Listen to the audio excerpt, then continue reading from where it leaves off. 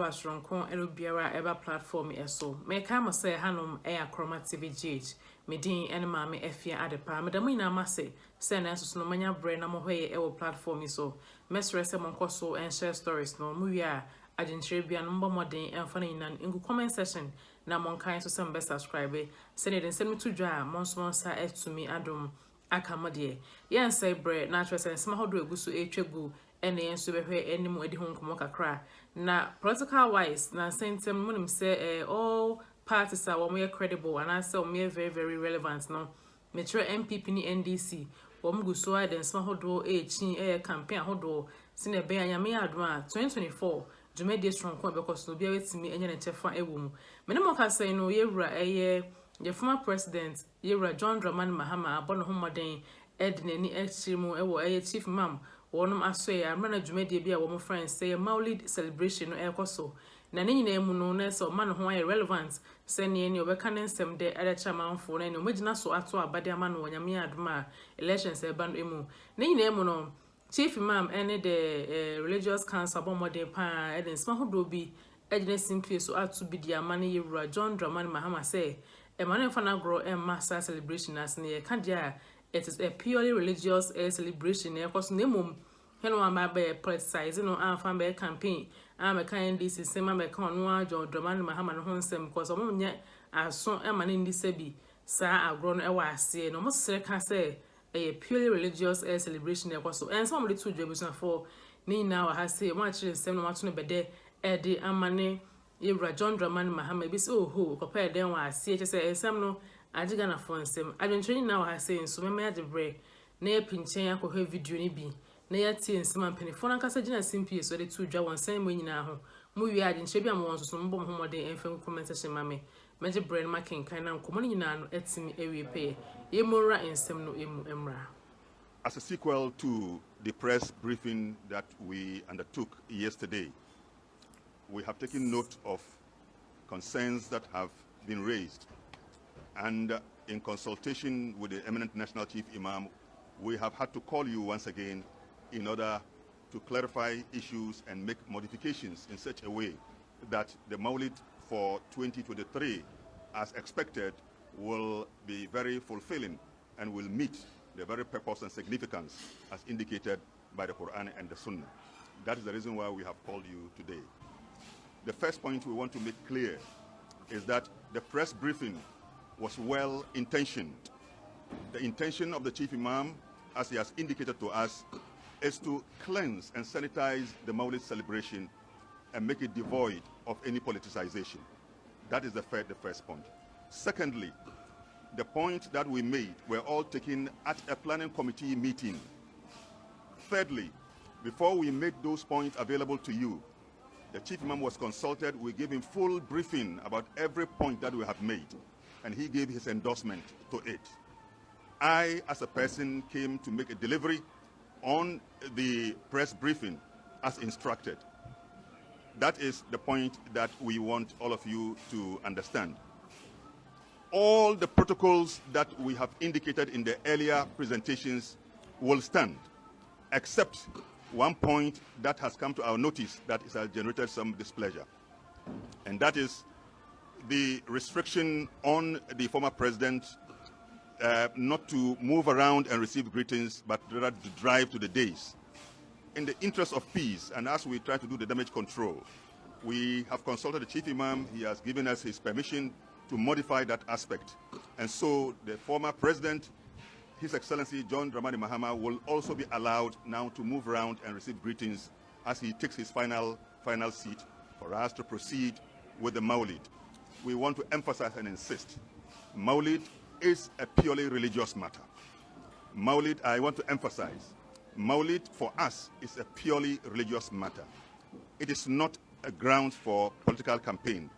And we want to make sure that everything that we do to undermine the sanctity, the purpose, and the meaning of Maulid should not be done, so that we all get the full blessings of the occasion. This is the note on which I will end, and I will do so in Hausa. Jama'a, assalamu alaikum wa rahmatullahi wa barakatuh. game da abin da muka yi na 'yan jaridu jiya, labari ya kai gare mu an tada wasu korafi a nuna damuwa sosai game da wani bangare daga cikin abin da muka shirya. Wannan kuma ya zo ga hankalinmu, mun samu labari kuma mun kai kara zuwa ga National Chief Imam.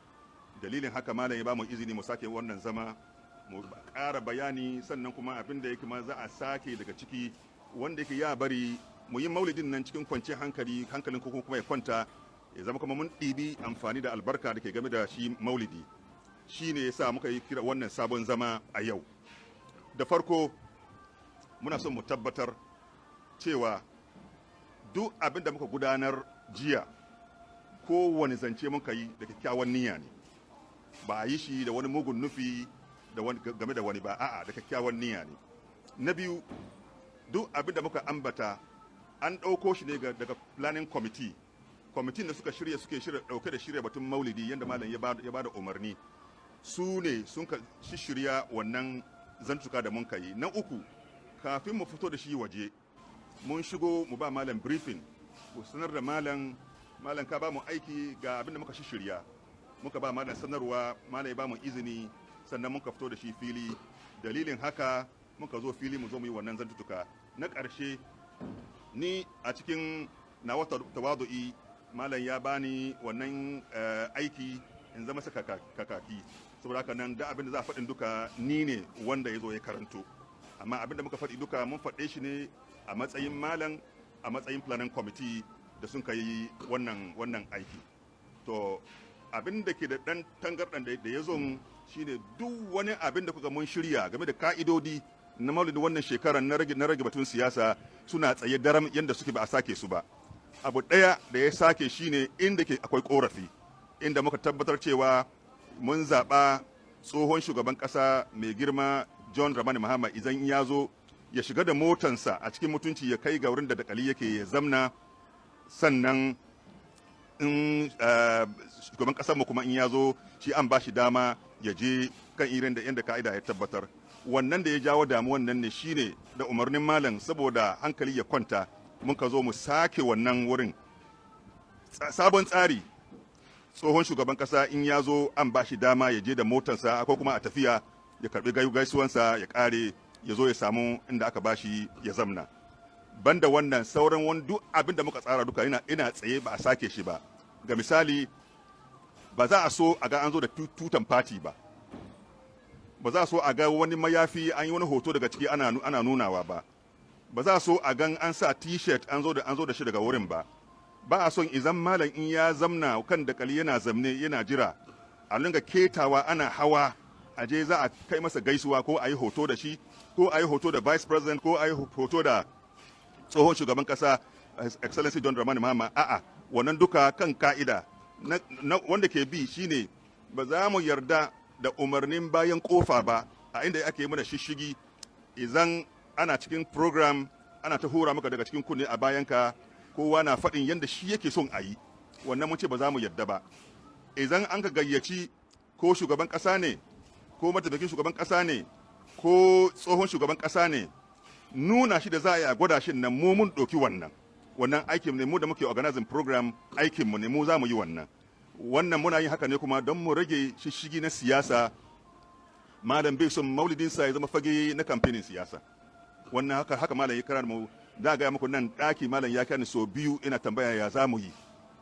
Abinda malam kuma ba wannan shekaran kawai ba, tun last year malam ya nuna damuwa. Kuna tunawa wani shekaran ma maulidin ma mun yanke saboda gudun ma muna ganin ma tashin hankali zai mana yawa. Malam bai wannan shekarar malam bai yi maulidi ba. Haka kuma wani shekara dan abin nan ya dunga tasowa. To gudun wannan maulidi dai saboda Rasulullahi sallallahu alaihi wasallam muke yi. Shine santan koman mu, abin kaunan mu, shine rahama mu ga duniya gabaki daya. Ranar haifuwan sannan shi ke sa mana soyayya da karsashi mu yi wannan taron nan, shi mu daraja shi, ma'anar maulidin mu kenan. To amma kuma malam na godiya da dukan shugabannin siyasa suke masa gudunmawa, suke taimaka masa. Kowane shekara an zai maulidi suna zuwa, kowa kuma zai zo jiki da rawa da karsashi da kauna da soyayya ake zuwa.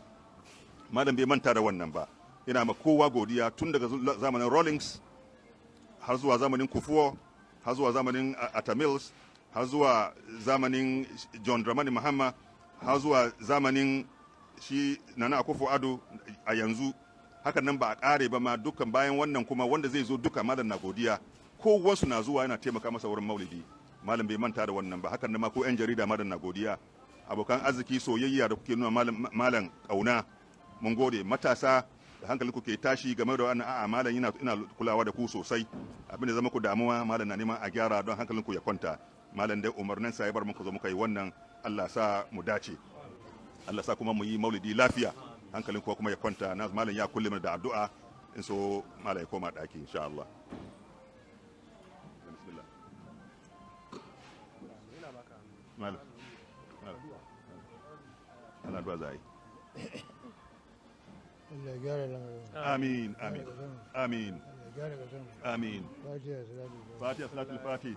الرحمن الرحيم الحمد لله رب العالمين الرحمن الرحيم مالك يوم الدين إياك نعبد وإياك نستعين اهدنا الصراط المستقيم صراط الذين أنعمت عليهم غير المغضوب عليهم ولا الضالين آمين. اللهم صل على سيدنا محمد الفاتح لما أغلق والخاتم لما سبق ناصر الحق بالحق والهادي إلى صراطك المستقيم وعلى آله. ما شاء الله.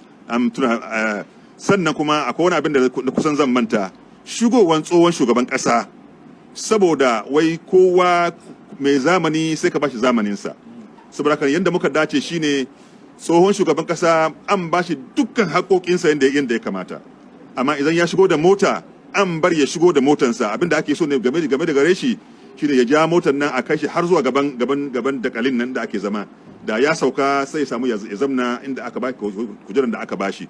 To shi amma shugaban ƙasa idan ya zo ko mataimakinsa ya samu ya je ya